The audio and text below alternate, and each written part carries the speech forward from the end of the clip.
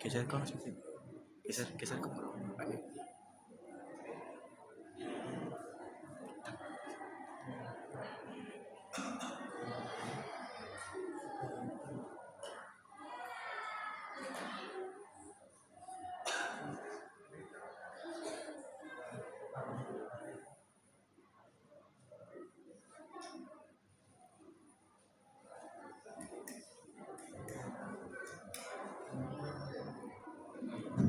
Bismillah, Assalamualaikum warahmatullahi wabarakatuh.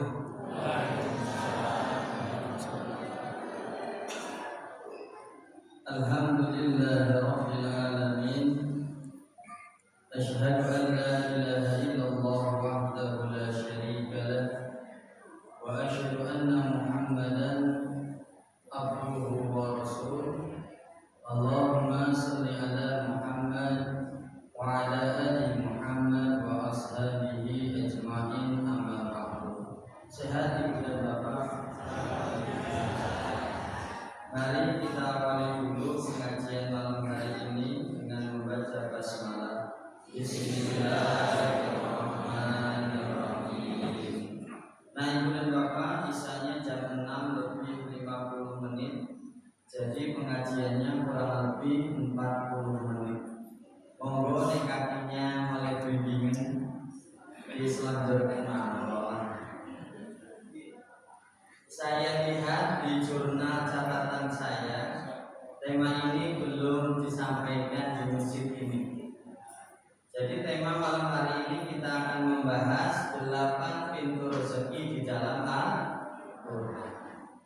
Ibu dan bapak, karena memang seorang muslim itu dituntut oleh Allah Subhanahu wa taala yang harus bekerja selama dia masih hidup di alam dunia ini.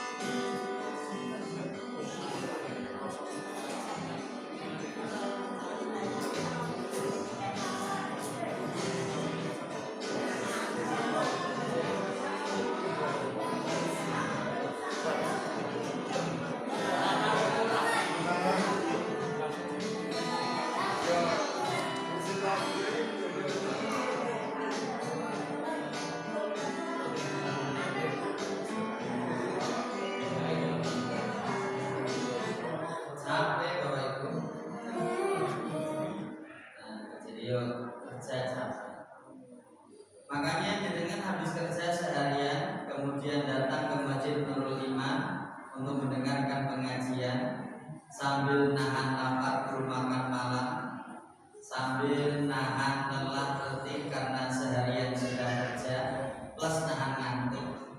Jenengan tetap mangkat di masjid, ikut sholat maghrib berjamaah, kemudian dilanjutkan dengan mengikuti kajian. Ketika jenengan merasakan lelah seperti itu, maka sedang terjadi proses pengguguran dosa yang pernah kita lakukan di Bapak. Makanya di dalam hadis riwayat At-Tabrani, man amsakalan min amalin, barang siapa di waktu sore hari dia merasakan lelah bekerja, yadihi dikarenakan kedua tangannya, amsan maghfuran lahu, maka Allah Subhanahu wa taala akan mengampuni dosa-dosanya. Bahkan ibu dan bapak yang hadir, barang siapa orang ini malas tidak mau bekerja, maka sungguh dosa ini tidak akan hilang walaupun dia melakukan berbagai aktivitas kebaikan. Dan dosa ini akan hilang kalau orang ini mau keluar dari rumahnya, yaitu bekerja. Makanya di dalam satu hadis riwayat At-Tabrani, inna minal dhunub la dhunuban, sesungguhnya ada satu dosa di antara dosa-dosa yang dosa ini la tukaffiru as-shalah, walaupun dengan salat maka dosa ini tidak bisa hilang. Wala siyam wala haji wala umrah, walaupun jenengan melakukan puasa, haji dan umrah, maka dosa ini tidak akan hilang, tidak akan diampuni. Qala wa ma tukaffiruha ya Rasulullah. Kemudian ada sahabat Nabi yang bertanya, dosa apa itu ya Rasulullah? Maka kata Nabi, qala al-humum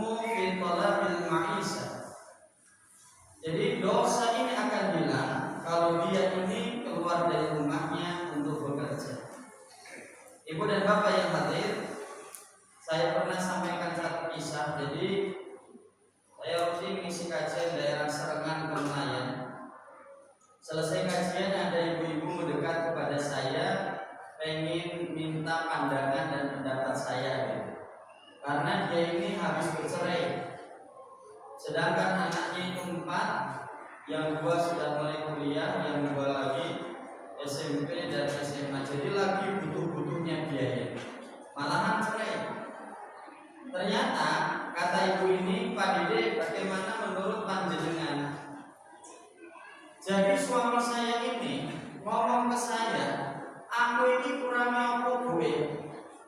Sholat yang masjid dia mangkat, pengajian dia mangkat, hubungan sosial kemasyarakatan saya juga ikut serta, kerja bakti, rapat RT, rapat RW, aku yang mangkat. Plus aku yang tak tahu nakal gue, main cap jikia ya tahu, selingkuh ya tahu. Lah kurang apa? Kurang siji, aku rada males nyambut gawe. Ternyata malas kerja.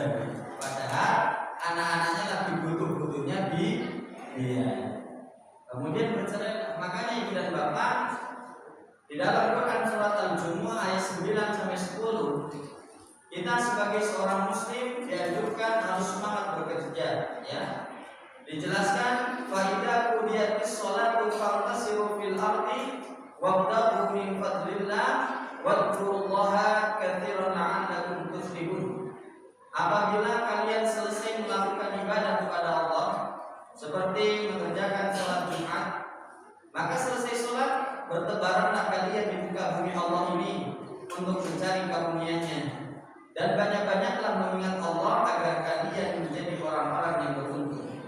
Makanya ibu dan bapak, barang siapa orang ini malas bekerja, membanting tulang peras keringat, kemudian dia lebih suka potong jalan dengan cara mengemis saja atau minta-minta, maka besok orang yang seperti ini bertemu dengan Allah tidak memiliki harga diri. Ma'azalal rajul yas'alun nas. Barang siapa ada seorang laki-laki yang dia suka minta-minta kepada manusia, padahal dia bukan orang fakir, badannya sehat dan kuat, hatta yatiya yaumal qiyamah, maka orang ini besok menghadap Allah, laisa fi wajhi mujahadul lahmin, di mukanya tidak ada dagingnya. Makanya ibu dan bapak yang hadir, kita sebagai seorang muslim jangan mental suka minta-minta, jangan mental sukanya pengen diberi, jangan mental sukanya pengen digratisi. Bisa diterima nih? Walaupun kita bukan orang berada, kita harus punya harga diri.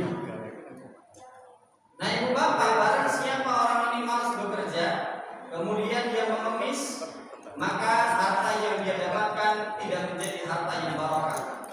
Sampai-sampai Allah mengatakan man sa'ala min ghairi faqrin, barang siapa yang meminta-minta padahal dia bukan orang fakir, maka annama yakulu jamrah, dia ini seperti memasukkan bara api ke dalam perutnya.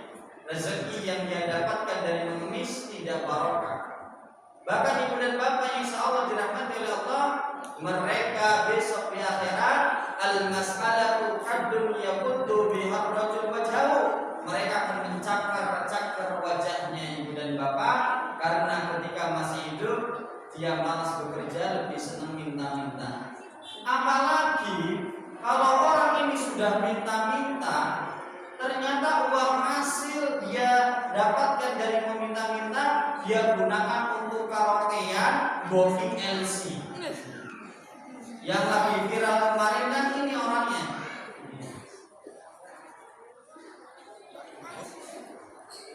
Aris ini orang mati, dia ketahuan minta-minta. Nah ternyata Aris ini hasil uang minta-mintanya buat karaokean, dan ini rumahnya Pak Nempati.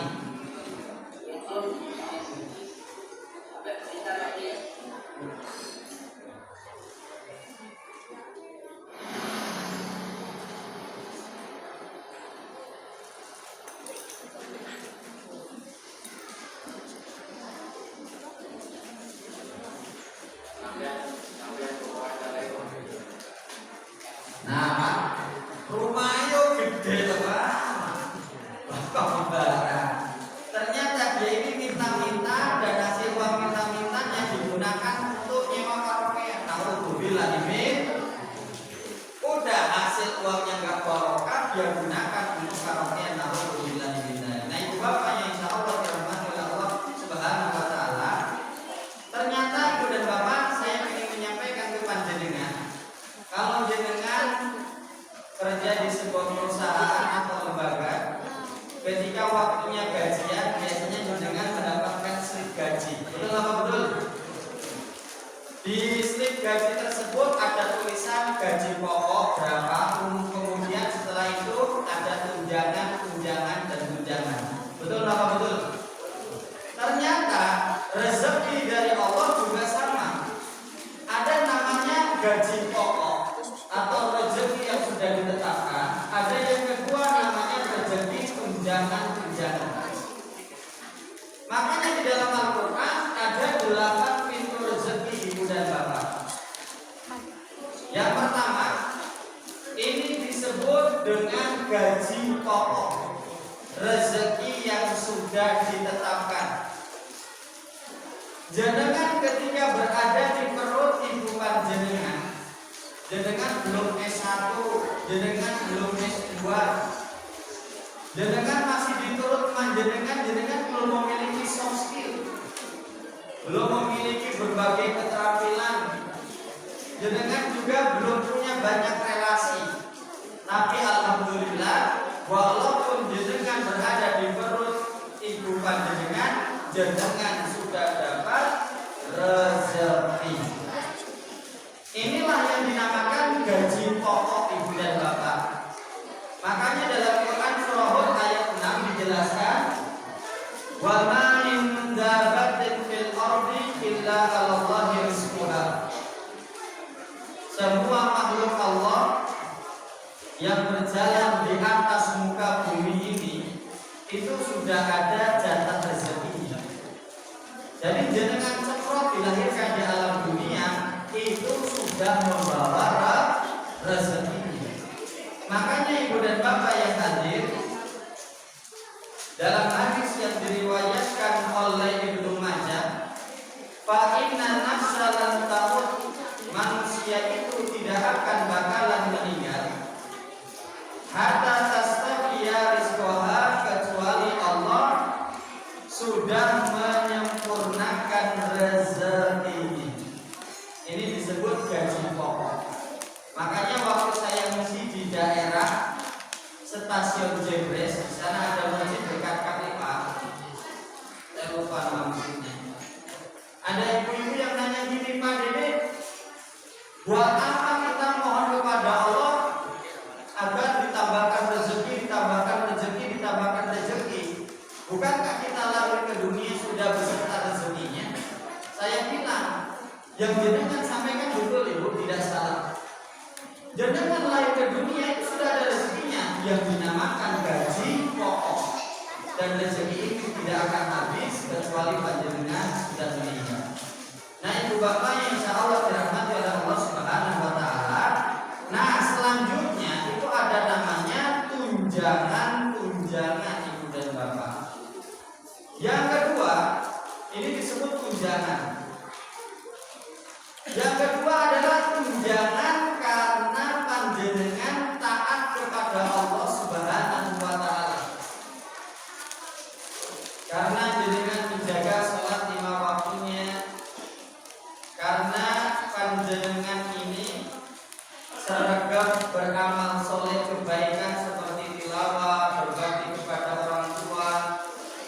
Gara-gara panjenengan ini memperbaiki hubungannya kepada Allah, maka Allah kasih namanya tunjangan ketakwaan. Sebagaimana jenengan sudah tahu dalilnya, wa may yattaqillah yaj'al lahu makhraja wa yarzuqhu min haitsu la yahtasib. Barang siapa yang bertakwa kepada Allah, maka Allah akan memberikan kepada dia tambahan rezeki, tunjangan rezeki tambahan dari arah yang tidak disangka. Jadi kalau jenengan ingin diperbaiki urusan rezekinya, yang pertama harus dilakukan adalah perbaiki hubungan panjenengan dengan Allah. Makin baik hubungan panjenengan dengan Allah, seperti meninggalkan maksiat,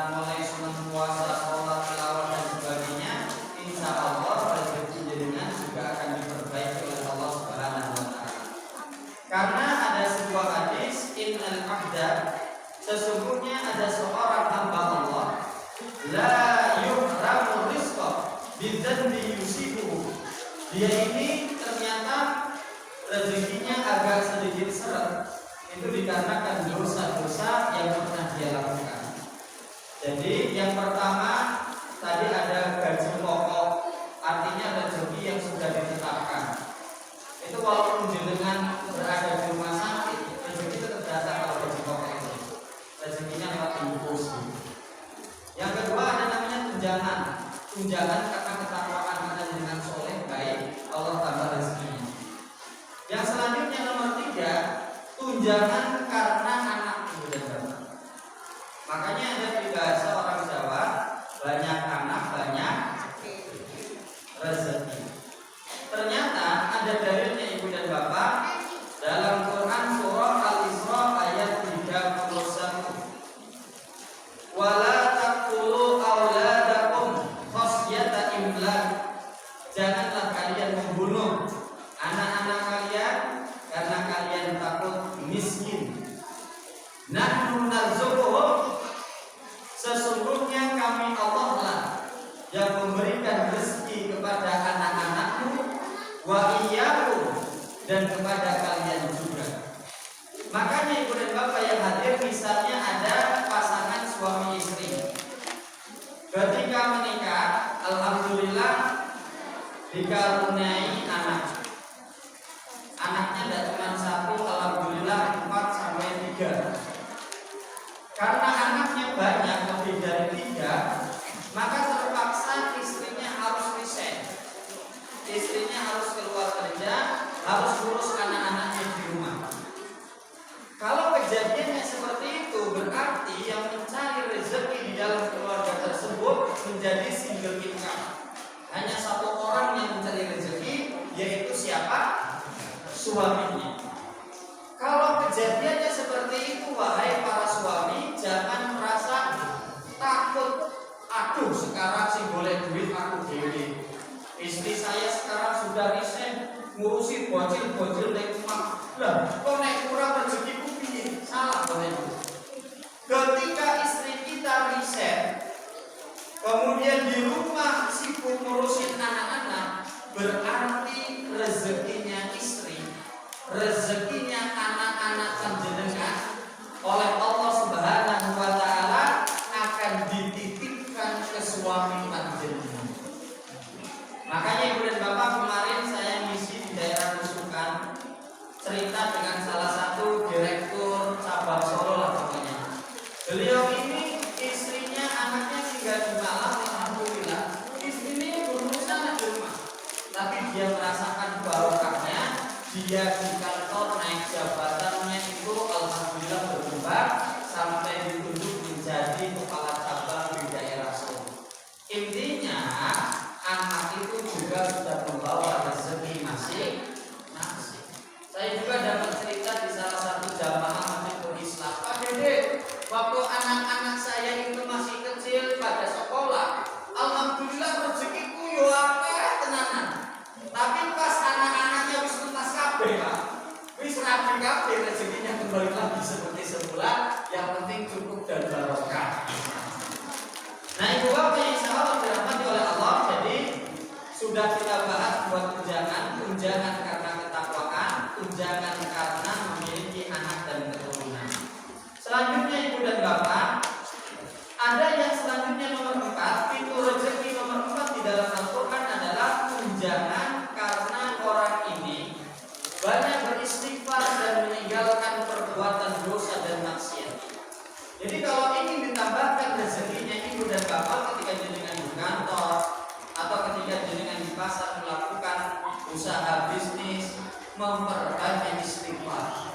Mana dalilnya Pak Dede bahwasannya istighfar itu akan ditambahkan rezekinya? Jenengan buka Quran surat Nur ayat 10 sampai 12. Saya bacakan, faqul tastaghfiru rabbakum, beristighfarlah kalian kepada Allah, innahu kana ghaffara, karena sesungguhnya Allah itu Maha Pengampun. Kalau jenengan banyak beristighfar kepada Allah, yursilis sama alaikum midrara, maka Allah akan mengirimkan kepada kalian midrara, hujan yang lebat, hujan yang mendatangkan keberkahan.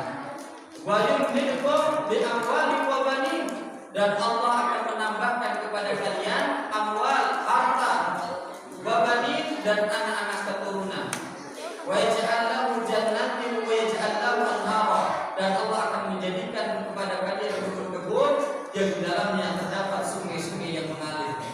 Makanya gara-gara Quran surah Nuh ayat 10 sampai 12 inilah yang dijadikan hujah atau dalil oleh Hasan Al-Basri ketika ada yang curhat kepada beliau, yang curhat ini sedang mengalami kesulitan di alam dunia ini. Makanya ada orang yang mendatangi Hasan Al-Basri curhat, ada yang mengatakan, ya Allah, saya ini dalam keadaan sulit. Kata beliau, istighfirillah, banyaklah istighfar. Ada lagi yang mendatangi Hasan Al-Basri curhat lagi, ya Allah, ya Rasul, ya Hasan Al-Basri, saya ini sedang tertimpa al-faqr atau kemiskinan. Saya harus bagaimana wahai Hasan Al-Basri? Kata beliau, istighfirillah. Sampai ada yang mengatakan, saya ini sudah lama belum memiliki keturunan. Apa yang saya harus lakukan wahai Hasan Al-Basri? Kata beliau, istighfirillah. Makanya ibu dan bapak, kemudian ada muridnya Hasan Al-Basri ini penasaran, wahai Hasan Al-Basri, ketika ada orang-orang yang konsultasi kesulitan kepada engkau, kenapa engkau ini menyuruhnya untuk beristighfar?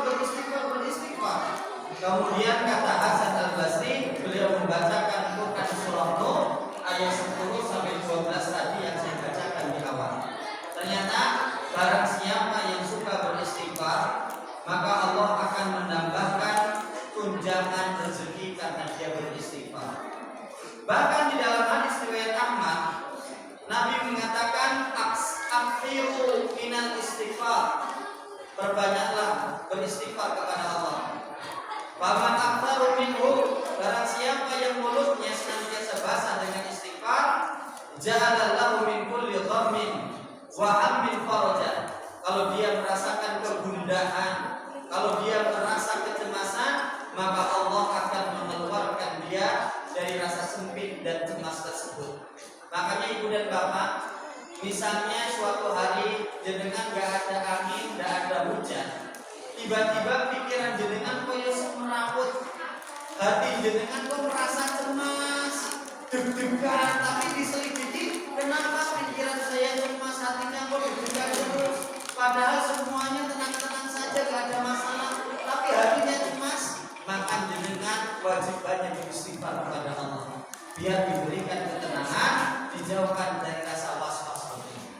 Kemudian kata Nabi, barang siapa yang banyak beristighfar, warzaqahu min haitsu la yahtasib, Allah akan berikan kepada dia rezeki dari arah yang tidak disangka. Wahai anak-anak bocil-bocil, dengerin Pak Gede ya. Kalau kamu lagi ujian atau kamu lagi belajar kemudian susah, kok pelajaran ini gak masuk-masuk, maka banyaklah beristighfar kepada Allah. Jadi sambil buka buku matematika, karena pelajaran matematika itu pelajaran yang paling disukai Pak Didi kalau gurunya gak masuk. Jadi kalau belajar bahasa Inggris, bahasa Arab, matematika angel-angel, kok gak masuk-masuk, baca istighfar. Astagfirullah, astagfirullah. Semoga Allah Subhanahu wa taala nanti memberikan kemudahan. Nah, ibu dan bapak yang insya Allah dirahmati oleh Allah, inilah yang dirasakan oleh seorang tukang roti. Pasti jenengan sering mendengarkan kisah ini, saya bacakan lagi agar ingat kembali. Jadi dulu Imam Ahmad ini tinggal di Irak, tiba-tiba pengen pergi ke Syam. Tidak tahu kok tiba-tiba pengen ke sana saja. Ketika sampai di negeri Syam, karena zaman dahulu belum ada hotel untuk menginap, maka beliau tidurnya di masjid. Habis sholat Isya, beliau mau tidur di masjid, tiba-tiba diusir. Wahai Pak Tua, janganlah kau tidur di dalam masjid, dilarang. Silakan tidurnya di tempat yang lain. Maka Imam Ahmad ini kemudian mengalah, karena beliau sedang musafir, tidurnya di teras masjid. Sampai di teras masjid, Imam Ahmad ini sedang musafir di negeri Syam, diusir juga oleh marbotnya. Wahai Pak Tua, mohon maaf, jenengan di sini tidak boleh tidur. Maka Imam Ahmad bin Hanbal ini bingung, saya terus hidup di gimana? Kejadian ini ternyata dilihat oleh orang yang rumahnya di samping masjid dan orang ini profesinya juragan roti. Karena melihat Imam Ahmad sudah tua, maka juragan roti ini bilang, ya Syekh ta'al, wahai Pak Tua kesini, jenengan tidur saja di rumah saya. Maka Imam Ahmad bin Hanbal kemudian tidur di rumah tukang roti tersebut. Ketika malam mau tidur, maka Imam Ahmad ini memperhatikan yang punya rumah. Ternyata yang punya rumah kalau bikin roti semalaman itu mulutnya senantiasa beristighfar. Astagfirullah, astagfirullah, astagfirullah. Sambil mengaduk roti. Ketika besok subuhnya selesai sholat subuh, Imam Ahmad bin Hanbal mohon izin mau pulang lagi ke negeri Irak. Singkat cerita, Imam Ahmad bin Hanbal sebelum pulang penasaran, wahai juragan roti, saya ini semalaman melihat engkau mengadoni roti sambil mulutmu ini senantiasa banyak beristighfar kepada Allah. Emangnya selama ini apa yang kau dapatkan ketika banyak beristighfar? Kata juragan roti bilang kayak gini, semua keinginan dan cita-cita saya rata-rata terwujud. Saya mengharapkan anak-anak yang soleh dan solehah terwujud. Saya mengharapkan punya usaha yang barokah terwujud. Saya pengen umroh dan haji berkali-kali, alhamdulillah terwujud. Cuman saya memiliki satu permintaan kepada Allah. Saya ingin bertemu dengan Imam Ahmad bin Hanbal, ulama besar yang ahli fikih. Maka mendengarkan cerita tersebut, Pak Tua Imam Ahmad bin Hanbal ini kemudian nangis. Karena ternyata yang punya rumah juragan roti ini tidak tahu Pak Tua yang di hadapannya adalah Imam Ahmad bin Hanbal. Kemudian beliau ini menangis, Imam Ahmad bin Hanbal. Ternyata gara-gara istighfarnya sampean, hati saya digerakkan oleh Allah jauh-jauh dari negeri Irak datang ke Syam. Ternyata gara-gara istighfar jenengan, saya sampai diusir oleh marbot masjid. Ternyata gara-gara istighfar jenengan, sekarang Imam Ahmad bin Hanbal yang jenengan ingin ketemu sekarang oleh Allah diundang langsung menginap di rumah engkau. Akulah Imam Ahmad bin Hanbal. Makanya kalau lagi ujian, lagi apa, susah banyak istighfar. Semoga Allah memberikan jalan keluar dan kemudahan. Nah, selanjutnya ibu dan bapak yang hadir, masih 14 menit lagi, masih kuat ya? Belum 14 menit. Selanjutnya ada namanya tunjangan karena pernikahan. Jadi barang siapa yang orang ini mau menikah, niatnya sudah lurus karena Allah, maka jangan pernah khawatir dalam urusan rezeki. Biasanya godaan yang dilakukan setan, yang disuruhkan kepada para lelaki yang mau nikah itu was-was. Nanti nikah rezekiku di mana ya? Apakah aku bisa ngasih makan istri dan anak? Apakah nanti aku bisa memberikan kehidupan yang layak pada keluargaku? Biasanya kan gitu, betul Pak? Masih kayaknya kan dulu awal nikah, biasanya cemas. Aku yopor. Sama saya juga, saya posisi dulu nikah, kuliah belum lulus soalnya, masih 1 tahun lagi. Alhamdulillah, ya rampung gitu ya. Ternyata benar dalilnya Quran surat An-Nur ayat 32. Wa anqihul ayama minkum wassalihina min ibadikum wa imaikum. Nikahkanlah orang-orang yang sendirian di antara kalian, orang-orang soleh atau budak-budak kalian. Iyakunu fuqara ayyubnihumullahu min fadlihi. Apabila mereka ketika menikah dalam keadaan miskin, maka dengan jalur pernikahan Allah akan tambahkan tunjangan rezeki untuk orang ini. Tapi dengan syarat dia ini ketika menikah memang niatnya karena Allah Subhanahu wa ta'ala. Daripada saya berbuat dosa terus, saya lebih baik menjaga kesucian diri. Ayo nikah, urusan rezeki nanti insya Allah oleh Allah akan dicukupi.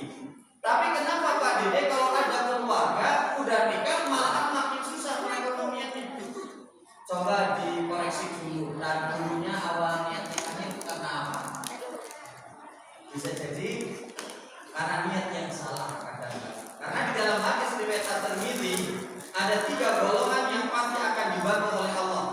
Salah satunya wanakihul ladzi yuridul afaf. Orang yang menikah karena niat yang lurus, ingin menjaga kesucian dirinya, maka menjalani rumah tangga senantiasa akan di-backing oleh Allah, dia akan senantiasa dibantu oleh Allah. Jadi kalau rumah tangga kemudian tambah sulit, coba dulu niat di awal dia nikah dengan orang ini, itu niatnya karena. Nah, ibu bapak yang insya Allah dirahmati oleh Allah Subhanahu Wa Taala. Selanjutnya tunjangan yang nomor 6, tunjangan karena dia ini bersyukur kepada Allah Subhanahu Wa Taala. Kita sudah tahu semua, la in syakartum la azidannakum. Barang siapa orang ini senantiasa banyak bersyukur, maka Allah kasih tunjangan karena syukurnya kepada Allah Subhanahu Wa Taala. Makanya ibu, jenengan kalau dikasih belanja sama suami, kemudian Rasulullah, itu malahan rezekinya makin seret. Makanya dikasih sama suami, alhamdulillah, biar ditambah rezeki lagi tunjangan karena bersyukur. Nah, ibu bapak yang insya Allah dirahmati oleh Allah, ternyata syukur itu selain menambahkan rezeki, juga bisa menghindarkan kita dari malapetaka dan musibah.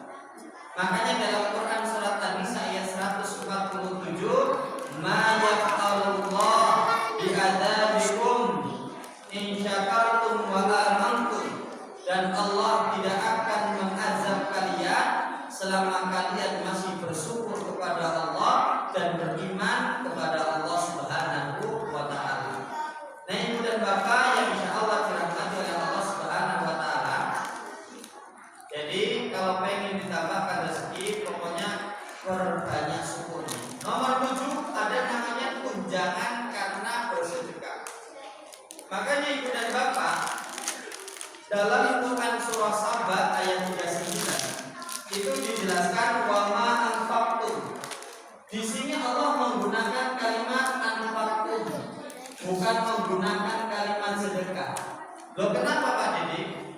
Kalau sedekah itu tidak harus duit. Senyum kita kepada saudara itu disebut sedekah. Ucapan-ucapan yang baik disebut sedekah. Tapi kalau infak pasti duit, pasti duit. Makanya wa ma anfaqtum min syai'in, barang siapa di antara kalian berinfak, maka kata Allah bahwa yulifu, Allah akan mengganti infak yang jenengan berikan. Makanya ibu dan bapak, kalau pengen ditambahkan rezekinya, nomor yang ketujuh tunjangan karena sedekah dan infak. Jadi monggo ibu dan bapak, biasanya ibu-ibu telaten di rumah itu nyimpen botol plastik dibolongi. Setiap subuh habis sholat dimasukin celengan paketan 2.500, 5.000. Nanti kalau sudah penuh bisa dikasihkan ke panti asuhan atau dikasihkan beli sembako, kemudian sembakonya dikasihkan kepada tetangganya yang kurang mampu. Itu akan mendatangkan rezeki buat panjenengan. Nah, ibu bapak yang insya Allah dirahmati oleh Allah Subhanahu Wa Taala, ternyata sedekah yang kita lakukan itu manfaatnya selain mendatangkan rezeki, membuat kita juga hidupnya makin bahagia. Jadi orang itu kalau makin sering ngasih ke orang itu hidupnya lebih bahagia. Makanya di sini kalau ada ibu dan bapak memiliki penyakit yang berat, maka rata-rata dokter menyarankan tolong hidupnya dengan dibikin bahagia. Nanti sakit yang jenengan alami, insya Allah akan diberikan keringanan oleh Allah. Dan di dalam Quran surat Al-Lail, inna sayakun lasasa, pekerjaan manusia itu sangatlah banyak. Fa'amma man a'ta wattaqa, barang siapa orang ini senang memberi dan takwa kepada Allah, wa saddaqa bil husna, dan dia percaya dengan adanya akhirat, fasanyassiruhu lil yusra, maka Allah akan menunjukkan kepada dia kebahagiaan. Jadi sedekah atau infak selain membuka pintu rezeki, itu bikin hidup kita bahagia. Makanya saya anjurkan Bapak Ibu yang datang, infak kita terutama untuk keluarga. Wis, pokoknya untuk keluarga ojo eman-eman, nyah. Kenapa Pak Dede? Tahabbu. Ketika sesama anggota keluarga sering memberi, maka akan timbul rasa cinta, akan rasa sayang,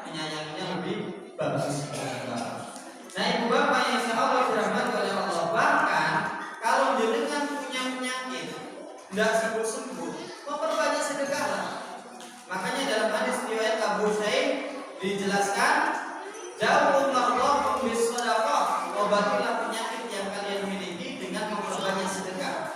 Caranya, sedekah dijadikan wasilah sebagai doa agar doa jenengan lebih dijabah didengar oleh Allah. Ya Allah, saya setiap bulan sedekah 200.000 ke panti asuhan. Kalau memang sedekah itu diterima oleh Engkau ya Allah, saya berikanlah kesehatan. Ini kaki sudah 3 bulan dengkulnya kolorot terus ya Allah. Nah ibu dan bapak yang insya Allah dirahmati oleh Allah Subhanahu Wa Taala, tunjangan yang nomor 8 terakhir, tunjangan karena dia obat, karena dia pinter, gelem rekoso, gelem prihatin, gelem belajar, gelem dodolan, maka Allah kasih tunjangan karena dia sudah berusaha. Makanya di dalam Quran surah Ar-Ra'd ayat 11, innallaha la yughayyiru ma biqaumin hatta yughayyiru ma bi anfusihim. Sesungguhnya Allah tidak akan mengubah keadaan suatu kaum sampai mereka mengubah apa yang ada di dalam diri mereka. Orang obah orang karena dia belum obah ubat, maka Allah kasih tunjangan karena dia belum obah. Nyungamun lagi, mungkin di sini ada yang pedagang, ada yang guru. Kalau saya kan hidup di dunia guru. Misalnya ada guru sing orang belum obah, misalnya ada guru sing belum obah, ikut guru penggerak, ikut sertifikasi, kan ya rezekinya nambah karena belum obah. Atau ada pedagang yang dia ini sering menambah ilmunya, mempelajari marketing digital di era modern seperti ini. Jadi jualan bakpia aja pakainya itu ini nyebar di Facebook di apa. Jadi rezekinya juga semakin bertambah. Makanya ibu dan bapak di dalam kitab Al-Mustadrak karya Al-Hakim itu dijelaskan para nabi juga dulu semangat bekerja. Seperti Nabi Adam, innahu kana 'abdan harrasan, beliau seorang agrobisnis. Ada Nabi Daud, belum obah, beliau ini seorang pandai besi. Kalau beliau memegang besi itu berubah, besinya ini menjadi lunak seperti adonan roti. Nabi Idris juga seorang penjahit. Nabi Nuh, Nabi Zakaria seorang mebler. Nabi Muhammad waktu kecil beliau seorang pengembala, ketika dewasa seorang pebisnis. Bahkan ibu dan bapak yang insya Allah dirahmati oleh Allah, ini penting pelajaran yang harus kita ambil. Apa Pak ini? Maryam itu bahwasannya dahulu itu hamil, mengandung Nabi Isa. Tapi kan Maryam ini tidak ada suaminya, betul. Makanya para penduduk kampung mengecam, mengucilkan Maryam karena dia hamil tapi tidak ada suaminya. Maka Maryam ini ibu dan bapak kemudian diusir oleh warga kampungnya dari desanya. Di jam saya masih 3 menit lagi, ikutin aja gitu. Jadi Maryam ini kemudian diusir oleh warga kampungnya. Jenengan kan yang sudah punya istri dan pernah melihat istrinya hamil, wong peteng itu laku akeh, betul. Tidur saja kan susah. Rasa ngukur bindi kepala tidur. Nah ibu dan bapak, ibu-ibu dalam keadaan hamil besar, saat itu diusir oleh warga kampungnya, pengen makan saja susah. Tapi Allah menyuruh Maryam harus tetap obah. Orang obah, orang mama. Mana dalilnya Pak Dede? Maryam ayat 26. Wa hazi ilaihi bizidin nakhlah. Wahai Maryam, walaupun kamu hamil besar, kamu ibu-ibu perempuan, kamu harus menggoyangkan nakhlah, pohon kurma ini. Kalau di logika tidak mungkin masuk ke akal. Pohon kurma itu kayak pohon kelapa, digoyangkan sama mama sih lagi betul gede lah mungkin goyang. Betul Pak? Tapi tetap harus obat. Kemudian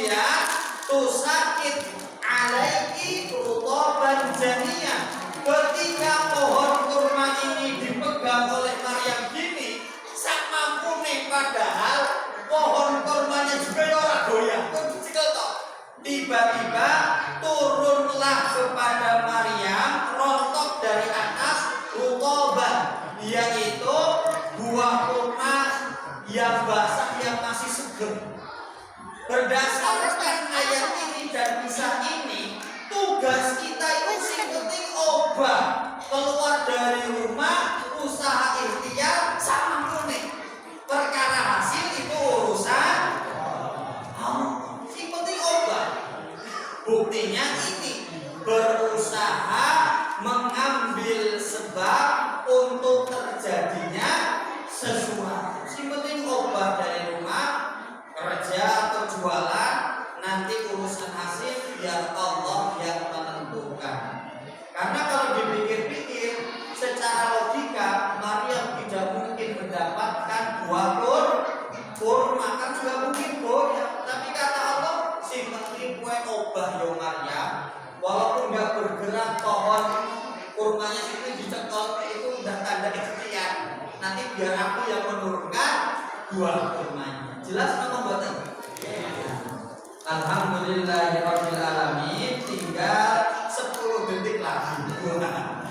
Monggo Bapak Ibu, inilah materi yang bisa saya sampaikan. 8 pintu rezeki di dalam Al-Quran. Yang nomor 1 itu disebut gaji pokok atau rezeki yang dijamin. Yang selanjutnya itu ada namanya tunjangan. Ada tunjangan karena dia taat kepada Allah, ada tunjangan karena dia memiliki anak, ada tunjangan karena dia ini banyak beristighfar kepada Allah, ada tunjangan karena dia ini menikah ya dengan jalur pernikahan, ada tunjangan karena dia ini senantiasa banyak bersyukur, ada tunjangan